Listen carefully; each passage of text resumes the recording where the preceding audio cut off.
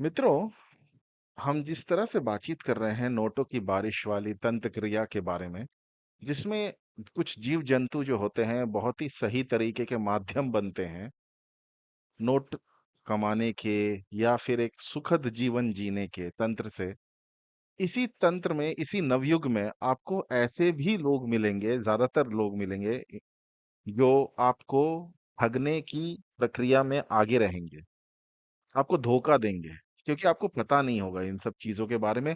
और जो सामान्य व्यक्ति है, उसको इसका ज्ञान बहुत ही कम होता है और लालसा भी बहुत होती है पैसे कमाने की, तो हमें पता नहीं चलता है कि कौन हमारे साथ षड्यंत्र रच रहा है, हमसे सिर्फ पैसे लेने के लिए, ना कि तंत्र की तरफ से हमें कुछ मदद मिलेगा। आइए उन्हीं सब चीजों के बारे में बात करते हैं। वीडियो लंबा होगा और हमारे साथ जरूर बने रहें, क्योंकि यह वीडियो अगर आप देख लेते हैं, सुन लेते हैं, आपके बहुत सारे पैसे जो व्यर्थ के खर्च होने वाले होंगे या कोई ऐसे ठगी होंगे जो आपको मिलेंगे, आप उनसे बच सकते हैं। इसमें सबसे पहला है हमारे पास जंगली कांटेदार चूहे। ये जंगली कांटेदार चूहे जो होते हैं, इनके ऊपर छोटे छोटे कांटे जैसे बने होते हैं। जो चूहा हमें शहर में मिलता है उससे बहुत ही अलग होता है। ये जंगल में पाया जाता है चूहा, और इस पर कांटे होते हैं। इसके बाल इतने नुकीले होते हैं कि कांटे के समान होते हैं। और ये खुद में गोल घूमकर अपनी बचाव करता है। कोई भी जानवर, कोई भी पशु इसका इसका भक्षण नहीं कर सकता है, क्योंकि इस पर इतने कांटे होते हैं और ये इतना गोल सा भयावह दिखता है, या फिर एक पत्थर के समान दिखता है, जो कि या तो नेत्र जो होगा ये ध्यान नहीं दे पाएगा इस वस्तु में, या फिर खाने की तो चेष्टा नहीं कर पाएगा, क्योंकि कांटा इसके ऊपर रहता है। इसको भी लोग, जंगली कांटेदार चूहे को एक माध्यम बोल करके लोगों को तंत्र क्रिया में बेच देते हैं और धोखा हो जाता है, जबकि इसका कोई भी लेना देना नहीं है नोटों की बारिश वाली तंत्र से। इसमें कोई उपयोग नहीं होता है इसका। और इसका मिथक जो फैला हुआ है लोगों के द्वारा, या फिर आपको कहीं कहीं सुनने को मिलेगा, इसका वजन 1.5 किलो का होता है। यह एक मिथक है, जबकि इसका सामान्य वजन 300 से 400 ग्राम का होता है। ठीक है। और इसको अगर कोई आपको समझाए कि ये जो क्रिया है इसके लिए आपको इतना वजन का चाहिए, तो सुनिए, शर्तें सुनिए इसके। कहते हैं कि यदि 1.5 किलो से ऊपर का कांटेदार चूहा मिल जाए तो उस पर धनवर्षा की जा सकती है। इसका केवल वजन ही मांगा जाता है।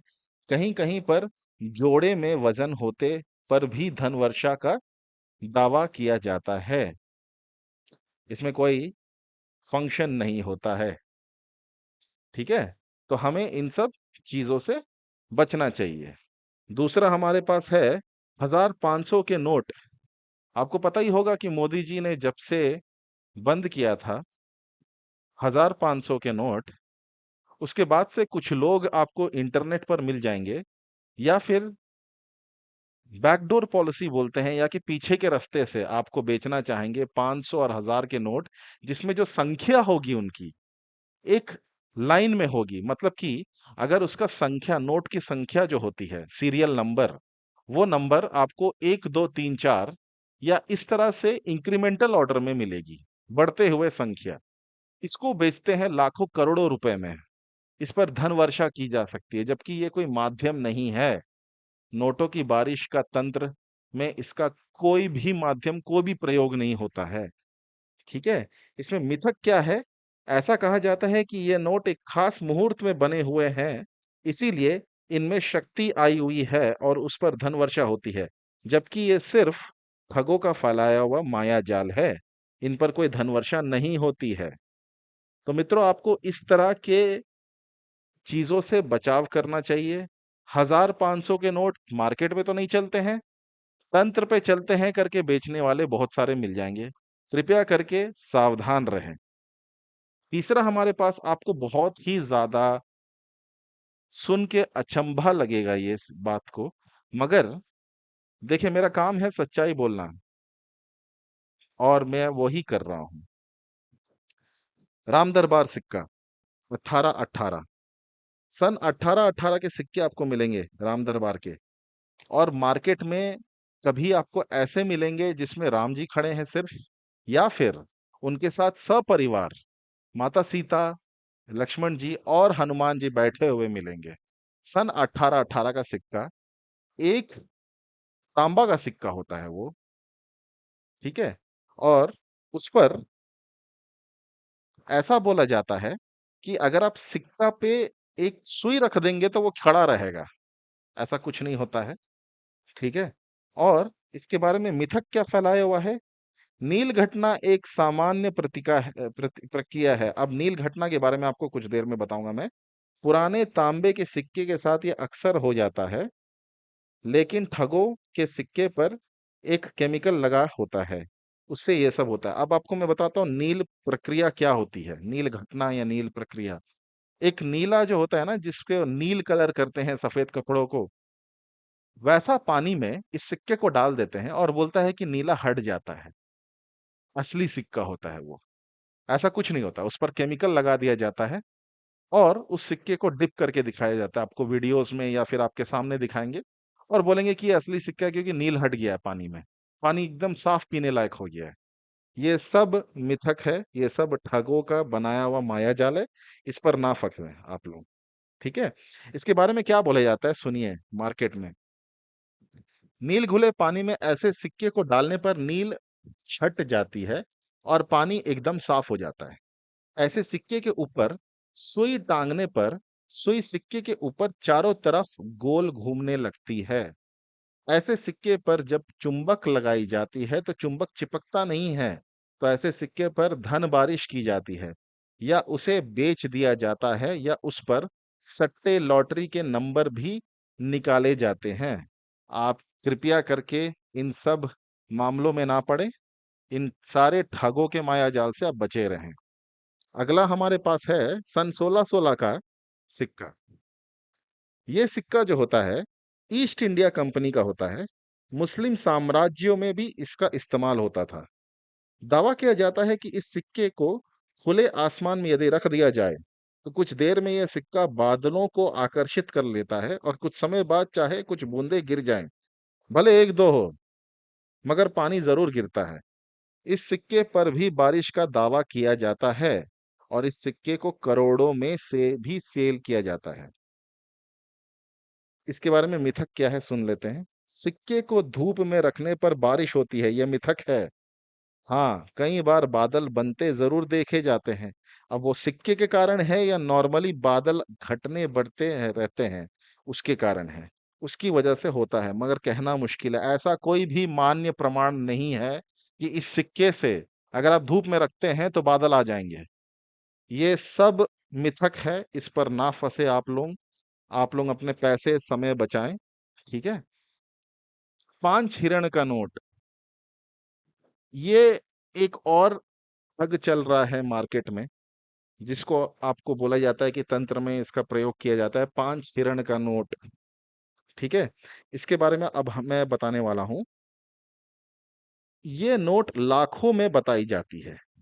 उस पर जो धनवर्षा के दावे करते हैं कारीगर, जी हाँ, 5 रुपए का एक नोट दिला सकता है आपको लाखों रुपए। बस शर्त यह है कि इस नोट पर 5 हिरण छपे होने चाहिए और वो क्लियर दिखाई भी देने चाहिए। बस समझ लो आपकी लॉटरी लग गई। ऐसा कुछ नहीं होता है। ऐसा सुनने में आया था कि इसके हिरण नोट में दौड़ते हुए दिखाई देते हैं, मगर ये मिथक है। ऐसा सच में नहीं होता है। मित्रों, नोट जो कि मशीन में प्रिंट होता है, जो कि हमारी सरकार द्वारा संचालित किया जाता है, वो कभी भी तंत्र में इस्तेमाल नहीं होता है, क्योंकि वो मानव द्वारा निर्मित चीज है। उसका कभी भी इस्तेमाल नहीं होता है, ठीक है। आगे बढ़ते हैं। दूसरी एक ठगी बहुत ही फेमस है, और मुझे बहुत सारे लोग सुनने के बाद इस पर कमेंट भी करेंगे लगता है। वो है सुलेमानी हकीक, ठीक है। सुलेमानी हकीक के बारे में आपको ऐसे वीडियोस मिलेंगे जिसमें कि वो आपको ये दिखाएगा कि एक नॉर्मल ब्लेड जो होता है उससे वो बाल छील के दिखाता अपने हाथों की, और उसमें नाखून कुरेद के या फिर कैंची से खरोच कर मार के अपने स्किन को दिखाता है, जिससे कि उसमें खरोच हो जाता है। मगर वो हकीमा, जब जब वो सुलेमानी, क्षमा कीजिएगा, सुलेमानी हकीक को जब हाथ में पकड़ता है और वो जब रगड़ता है ब्लेड को या फिर कोई कैंची को, तो उसको कुछ भी नहीं होता है। या फिर आपको ऐसे वीडियोस मिल जाएंगे यूट्यूब में जिसमें वो लोग मुर्गे पर सुलेमानी हकीक को बांध देते हैं और जो पेलेट गन होता है उसको चला के दिखाते हैं, और मुर्गे को कुछ नहीं होता है। मैं बता रहा हूँ, ऐसा कोई भी पत्थर नहीं मिलता है मार्केट में, ऐसा कुछ भी नहीं होता है सुलेमानी हकीक पर तंत्र। और मैं एक चीज बता रहा हूँ इसके बारे में, एक बहुत ही मिथक जो फैलाया गया है इसके बारे में, वो है कि पहले जो मुसलमान जो योद्धा थे, ये लोग जांघ में सिल लेते थे सुलेमानी हकीक को, ताकि इनको चोट ना लगे, ताकि इनको इनकी हानि ना हो किसी प्रकार की युद्ध में। ऐसा कोई भी प्रमाणिक स्रोत नहीं मिलता है। ये सारे झूठ वाक्य फैलाए गए हैं मार्केट में। आप लोग कृपया करके बचे रहें। ठीक है। इसके बारे में मिथक क्या फैलाया हुआ है मैं बताता हूँ आप लोगों को। ये ब्लेड नकली होता है। सबसे पहले जो आपको वीडियो में दिखता है उसे गलत तरीके से चलाया जाता है। कैंची धारदार नहीं होती है, और या गैप वाली होती है, या वीडियो गलत एंगल से बनाया जाता है। बंदूक की गोली नकली होती है, एक गोली असली होती है, और जिसमें एक दो गोली आपको मार के दिखा देंगे इधर उधर, जो असली वाली है, जिससे डेमो दे देते हैं, चलाकर फिर मुर्गे पर नकली गोली चलाते हैं। ये सब चीजों से आप लोग बचे रहें। ये सब ढकोसला चल रहा है मार्केट में। ठीक है। गेंडा छाप अठन्नी, ये भी एक ठगों द्वारा प्रचालित बहुत ही बहुचर्चित तंत्र के माध्यम से गेंडा छाप अठन्नी वाली एक प्रक्रिया शुरू हुई है मार्केट में। अगर आपको मैं बता दूं, मैं जब छोटा था तो 25 पैसे, जिसको चार आना बोलते थे, ठीक है, उस पर गेंडा छाप मिलता था। 8 आने पे कभी आपको गेंडा छाप नहीं मिलता है। फिर भी लोग आजकल मोल्ड के द्वारा आठ अठन्नी पर गेंडा छाप मार दे रहे हैं, मगर वो असली नहीं है। पहला। दूसरा चीज, इस पर कोई भी तंत्र क्रिया नहीं होती है, ना कोई नोटों की बारिश होगी, ना ये माध्यम है आपको तंत्र के द्वारा पैसे दिलाने की। ये सब सारे के सारे ढकोसले चल रहे हैं, कृपया करके दूर रहें। अगला बहुत ही इंटरेस्टिंग होगा आप लोगों के लिए, बहुत ही रोचक होगा, वो है ब्रिटिश स्टैंप। अंग्रेजों के समय में जमीन के लेन देन के लिए जो स्टैम्प प्रयोग किए जाते थे, वो काफी मोटे, वजनी और कठोर होते थे। आजकल जैसी पेपर वाले दफ्ती नहीं होती थी। मगर जो आपको जो उसके पेपर पर जो इम्प्रेशन बनता था, आजकल की दफ्ती के मुताबिक ही बनता है। कहा जाता है कि इसमें कुछ स्टैम्प में शक्ति आ गई थी, क्योंकि वो एक खास मुहूर्त में बनाए गए थे। जैसे 1818 का स्टैम्प, 1919 का स्टैम्प, 1947 आज़ादी के समय, कुछ समय पहले के बने हुए स्टैम्प बहुत शक्तिशाली होते थे। ये इतने चमत्कारिक होते हैं कि इन पर धन की बारिश हो जाती है। इन्हें लाखों करोड़ों में बेचा जाता है। शर्तें सुनिए। स्टैम्प के ऊपर यदि आप माचिस की तीली लेकर जाएं तो वो अपने आप जल जाती है। तीली को स्टैम्प पर यदि रगड़ा जाए तो भी तीली जल जाती है। जैसे माचिस पर रगड़ने पर जलती है, उसी प्रकार। ठीक है। मिथक क्या फैला हुआ है? कहते हैं कि तीली स्टैम्प के ऊपर ले जाने हैं और जलने लगती है। ऐसा स्टैम्प में आई शक्ति के कारण होता है, या रगड़ने से जलने लगती है। तो ऐसा स्टैम्प चमत्कारिक स्टैम्प होता है, और उसको लाखों करोड़ों में बेचा जा सकता है, उस पर बारिश हो सकती है। ये सब मिथक है। कृपया करके ये सब ढकोसले में आप लोग ना फंसें। जो मैं अभी बोलने वाला हूं लाल मणि के बारे में, आप सुनिएगा बहुत गौर से। लाल मणि मीडिया की दुनिया में सबसे कम समय चलने वाला आइटम थी। ये एक लाल रंग की साधारण पत्थर होती है, लेकिन इसे जैसे ही पानी में डालते हैं, इस पर पानी डालते ही वो चमक उठती है, उसमें एक रोशनी आ जाती है, और लाल रंग की रोशनी इसमें से निकलने लगती है। लोगों को बहुत आश्चर्य होता था, मगर एक चीज है, इसमें कारीगरी की गई थी। ये एक प्लास्टिक और ग्लास को मिला के खोल बनाता थे उसके, और उसके अंदर एक छोटा सी बैटरी और सिस्टम रहता था। जैसे ही आप पानी में डालेंगे वो ग्राउंड हो जाता था, सर्किट कंप्लीट हो जाता था, और उस पर लाइट आ जाती थी। अंदर से लाइट था, सब पूरे सिस्टम था। ये सब झूठ है, धकोसले। ऐसा कुछ भी पर्यावरण में, वातावरण में आपको जो सामान्य तौर पर ऐसी कोई मणि नहीं मिलती है। कृपया करके दूर रहें, इस पर कोई तंत्र वंत्र नहीं हो सकता है। ये मणि बहुत ही चमत्कारिक होती है। लोगों ने ये मिथक फैलाया हुआ है। बहुत ही दुर्लभ और बहुत ही कम पाई जाती है। पानी में डालते ही ये चमकने लगती है, इससे धन वर्षा होती है, लेकिन ये सब मिथक है। जबकि सच्चाई ये है कि एक प्लास्टिक कांच मिलाकर एक छोटा खोल बनाया जाता है, उसमें छोटे से सेल और लाल रंग का एक छोटा सा बल्ब फिट किया जाता है। उसके ऊपर अर्थ का तार रहता है, यानी बिजली के बल्ब जलाने के लिए बिजली के प्लस माइनस होते हैं। तो प्लस तो पहले से ही बल्ब को लगा दिया जाता है, माइनस को ये उस खोल के ऊपर इस तरह सेट करते हैं कि जैसे उस पर पानी डाला जाए तो वो बल्ब से पावर सप्लाई कर देता है, और लाल बल्ब उस मणि के अंदर जल जाता है। इससे बाहर लाल रोशनी निकलती है, जो पानी में चमक जैसी लगती है। सच बताऊं तो मैं दोस्तों, बहुत सारी रील्स भी मैं इंस्टाग्राम में देख चुका हूँ, शॉर्ट्स भी देख चुका हूँ यूट्यूब पे, जहाँ पे जो खुद को अपने आप को एस्ट्रोलॉजर्स बोलते हैं, खुद को अपने आप को ज्योतिषाचार्य बोलते हैं, खुद को बहुत ही ज्यादा अनुभवी बोलते हैं, इन सब माध्यमों में मैं बता रहा हूँ, उन लोगों के मुंह से भी सुना हूं मैं कि ये मणि बहुत ही चमत्कारिक है, इसको पहन लीजिए। ऐसा कुछ नहीं होता है मित्रों।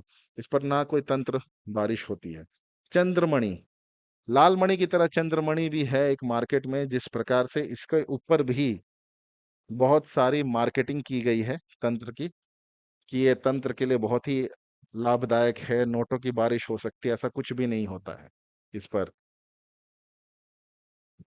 कुछ समय प्रकाश दिख जाता है, अगर आप इसको रख देंगे सूर्य में, सूर्य की रोशनी में, और उसके बाद अंधेरे में लेकर आएंगे तो थोड़ा देर आपको प्रकाश दिखेगा। मगर सामान्य तौर पर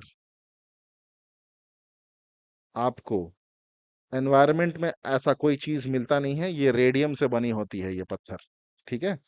ये एक शक्तिशाली मणि होती है, इसके बारे में पृथक मिथक सुन लीजिए आप लोग। ये शक्तिशाली मणि होती है जिस पर नोटों की बारिश होती है। ये एक मिथक है, ये केवल रोशनी सोख लेती है और बाद में छोड़ती है। उसे अंधेरे में देखते ही तब वो चमकती हुई दिखती है। ऐसा केमिकल से मिलाकर बनाया जाता है, कुछ दिन या महीने तक बहुत तेज चमकती है। कुछ सेकंड धूप दिखा दे तो 2-3 मिनट भी, इससे भी ज्यादा होता है इसके चमकना। मगर धीरे धीरे इसके केमिकल की पावर खत्म होने लगती है तो चमक घट जाती है, और उसका समय भी घट जाता है, ठीक है। और अब सुनिए, सबसे ज्यादा प्रचलित, सबसे ज्यादा प्रचलित, जो इसके ऊपर फिल्में भी बन चुकी हैं, नागमणि। नागमणि जो होती है, वो तंत्र की दुनिया में एक ऐसी रहस्यमय वस्तु है जिसके बारे में केवल सुनने को ही मिलता है, पढ़ने को भी नहीं मिलता। देखना, प्रयोग करना तो बहुत ही दूर की बात है। नागमणि के बारे में लोग कभी एक मत नहीं हो पाए। कुछ लोग कहते हैं कि यह सच में होती है, जबकि कुछ का मानना है कि यह केवल वहम है। नागमणि होती ही नहीं है। सुन लीजिए, मैं दोबारा बोल रहा हूँ, नागमणि होती ही नहीं है।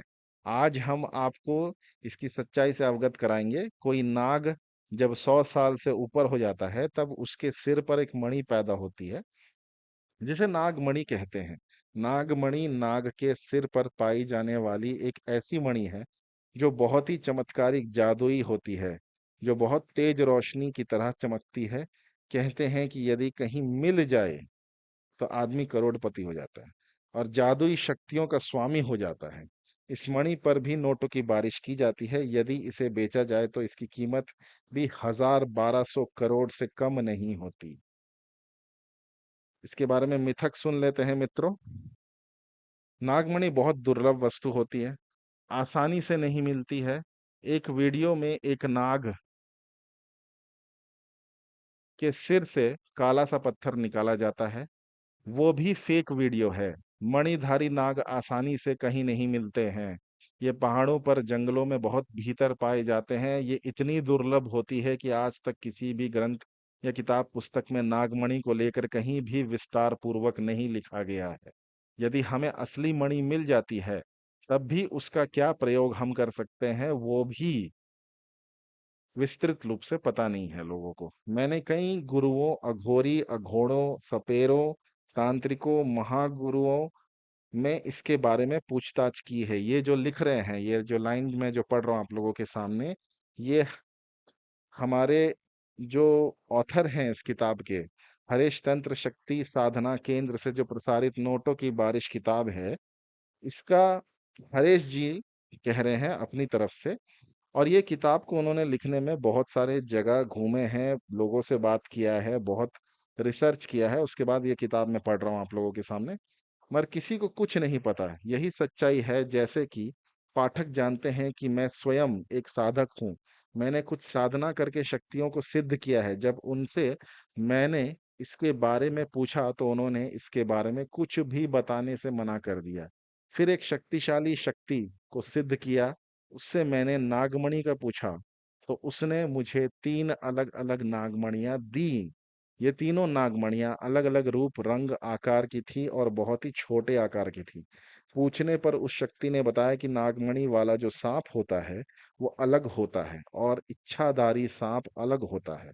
नागमणि के सांप में मणि उसके पैदा होते ही बनना शुरू हो जाती है। जैसे हम लोग को मस्सा होता है, वैसे ही ये सांप के सिर के ऊपर बनते लगते हैं। ती है वैसे वैसे मणि भी बढ़ने लग जाती है। 100 साल पूरा करने पर मणि का आकार भी बड़ा हो जाता है। ठीक है। और इन मणियों के बारे में मैंने नाग कन्याओं से भी मानसिक रूप से बात की है, मगर कुछ काम की बातें पता नहीं चल सकी। तो देखिए, ये जो ऑथर हैं ये बहुत ही बड़े तंत्र साधक हैं। इन्होंने बहुत ही तरीके से अलग अलग माध्यमों से कोशिश किया है अलग अलग शक्तियों से पूछने की। फिर भी उनको कुछ सटीक जानकारी नहीं मिली है नागमणि के बारे में। इसीलिए मित्रों, अगर आप लोगों को कोई मिलता है व्यक्ति जो इतना दुर्लभ हो, व्यक्ति कि जो बोले कि उसके पास नागमणि है और वो बेचना चाहता है, कृपया करके इन सब ठगों से दूर रहें। कस्तूरी। कस्तूरी का उपयोग आप तो सुनते ही आए होंगे कि हिरण में पाया जाता है। वो गंध के लिए घूमते रहता है पूरा जंगल, मगर वो जान नहीं पाता है कि उसके नाभि में ही कस्तूरी है। बेचारे हिरण को मार दिया जाता है कस्तूरी के लिए। मगर मैं आपको सिंपल शब्दों में बताऊं, सामान्य शब्दों में, कस्तूरी का कोई प्रयोग नहीं होता है नोटों की बारिश वाली तंत्र में। तंत्र में कोई भी काम नहीं है इसके बारे में। इसके बारे में मिथक क्या है, एक आदमी यदि कस्तूरी पकड़ लेता है तो वो 7वें आदमी के हाथ में खुशबू आ जाती है। ये सफेद झूठ है और ये भी ट्रिक से ही किया जाता है। 7वां आदमी उनका आदमी होता है और 8वां आदमी उनका आदमी चेक करने वाला होता है। ठीक है। तो यहाँ पर जो चेक करने वाला है, जो 7वां या 8वां आदमी है, वो भी इनके अपने आदमी है, जो आपके दुकानदार जो आपको ठगेंगे। ठीक है। उसे उनके हाथों में ही महक आने लगती है। और दूसरा, कलियां खिलाना। जो कली होती है ना एक फूल की, अगर आप लेकर आएंगे ना कस्तूरी के पास तो वो खिल जाती है। ये सब मिथक है, ये सब झूठी बातें हैं। कृपया करके दूर रहें ये सब चीजों से। आपको आखिरी जो मैं चीज बता रहा हूं आज इस वीडियो में, वो है गोरोचन। गोरोचन एक ऐसा सामान है जो कि तंत्र में उपयोग होता है, पूजा में भी उपयोग होता है, इसका तिलक में भी उपयोग होता है। इसको मिला करके तंत्र की वस्तुएं भी बनती हैं। मगर नोटों की बारिश वाली तंत्र में इसका कोई प्रयोग नहीं है, ये कोई माध्यम नहीं है पैसे कमाने की। इसके बारे में मिथक क्या है, गोरोचन में अद्भुत शक्तियां होती है, ये मिथक कहीं तक सच भी होता है। तंत्र में इसका उपयोग तिलक बनाने में, यंत्र लिखने में, यंत्र बनाने में, अष्टगंध बनाने में प्रमुख रूप से उपयोग किया जाता है। ठीक है मित्रों, थोड़ा लंबा हो गया वीडियो, क्षमा चाहता हूं मैं। मगर अगर आप इतने दूर तक बने हैं तो आप मेरे प्रिय हैं। और मैं आपसे अनुरोध करता हूँ कि आप कृपया करके इस वीडियो को लाइक कर दें, साझा कर दें अपने मित्रों में और परिजनों में, सब्सक्राइब ज़रूर कर लें। और हाँ, अगर आपको कोई भी एस्ट्रोलॉजिकल गाइडेंस चाहिए, कोई भी ज्योतिष परामर्श चाहिए या फिर कोई भी वास्तु परामर्श चाहिए, तो आपको जो नंबर स्क्रीन पर दिख रहा है, निसंकोच आप व्हाट्सएप कर सकते हैं और हम आपसे जुड़ जाएंगे। तब तक के लिए स्वस्थ रहिए, मस्त रहिए, जबरदस्त रहिए।